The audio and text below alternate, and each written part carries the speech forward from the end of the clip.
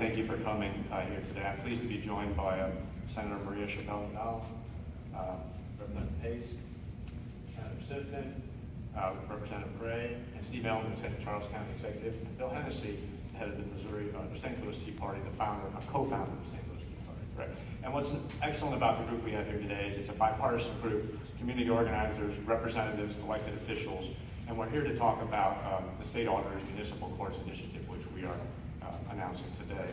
I think it's important as a state auditor that citizens of Missouri are sure that individual liberty triumphs over bureaucracy, that our courts are about justice and not revenue, and that all citizens, regardless of race or gender, receive equal treatment under the law by our courts, and that's why we initiated this effort here today.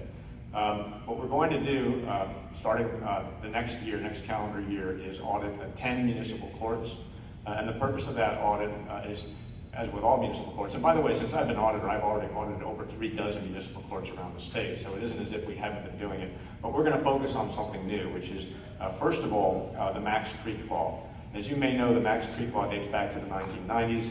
It originally required that cities turn over any amount of revenue that they obtain from traffic violations over 45% to the state. That was reduced to 35% a few years later. But there were loopholes in that law. It didn't apply to city roads, only to state and federal roads. So any tickets that were written on city roads didn't count.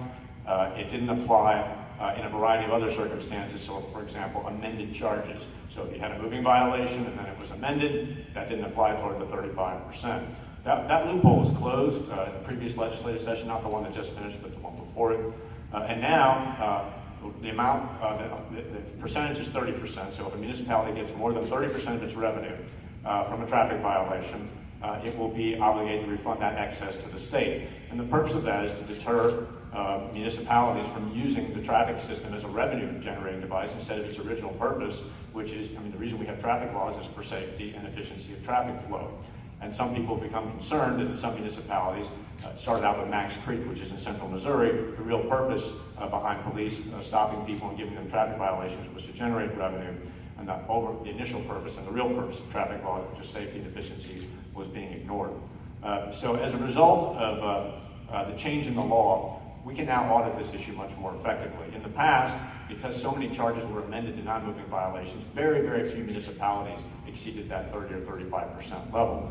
They could always just move to a non-moving violation.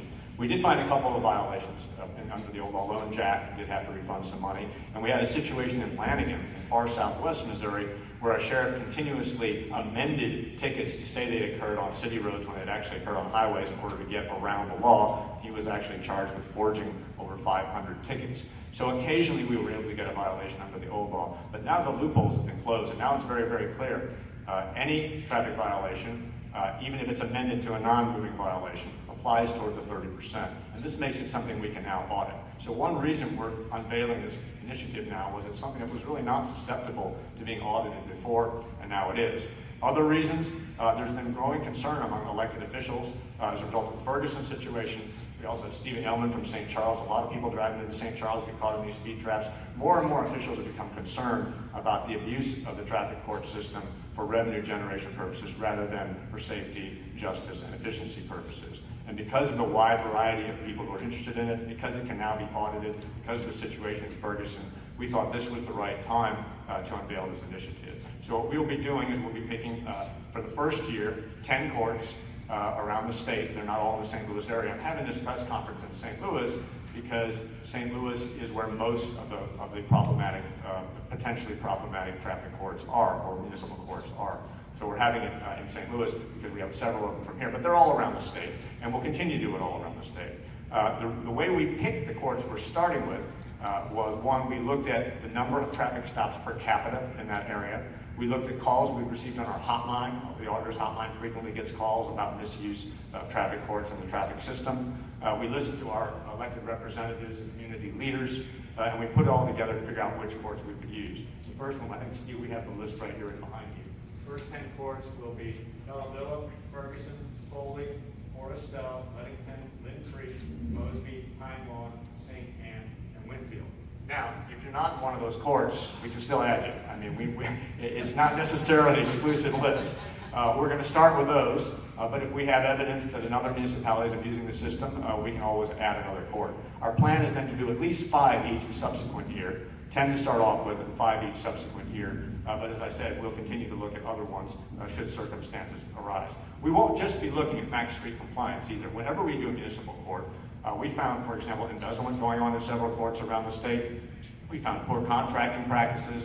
We found failure to use competitive bidding practices, failure to segregate duties in accounting, all the things we look for normally in an audit we will continue to do. But there'll be a special focus on whether municipalities are complying with this law and whether they are refunding excess revenues to the state.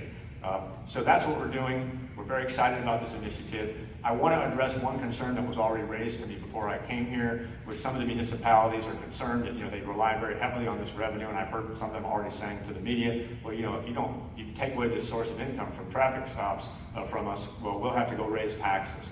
We don't believe that to be true. In St. Louis County alone, there are 91 municipalities. There are all kinds of ways to improve efficiency short of raising taxes.